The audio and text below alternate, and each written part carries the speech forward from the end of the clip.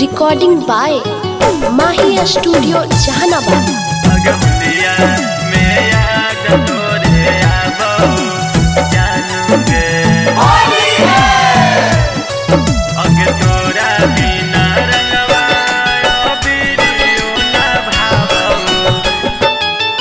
अगे तोरा बिना रंगवा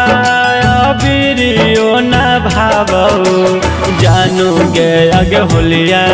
में याद तोरे आवो जानू गे अगे होलिया में याद तोरे आवो जानू गे अगे तोरा बिना रंगवा बिरियो न भावो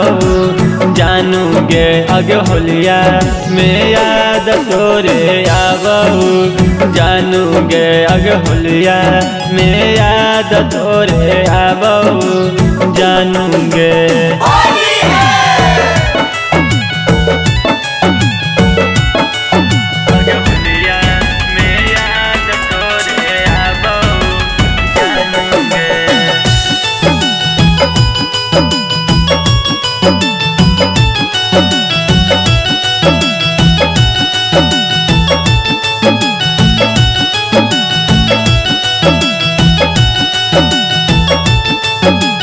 अगे सभे अपन मलवा के संगे खेलई जानू का दो माटी गे अगे देखी देखी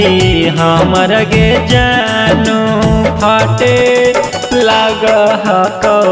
छाती गे अगे अगला साल के बतिया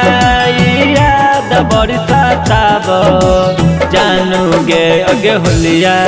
में याद तोरे आवो जानू गे अगे होलिया में याद तोरे आवो जानू गे अगे तोरा बिना रंगवा बिरियो न भावो जानू गे अगे होलिया में याद तोरे आवो जानू गे अगे होलिया में याद तोरे आवो जानू गे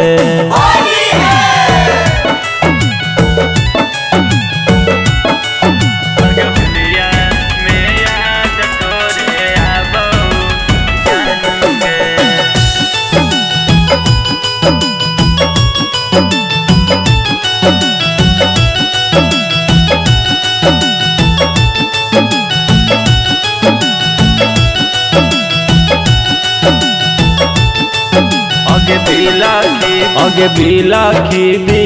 लखी गे जानू रोबो रवि सबी हारी गे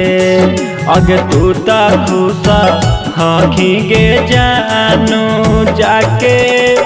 अपन ससुरारी गे अगे गोलू माही शैलेश के दिलावा दुखा हो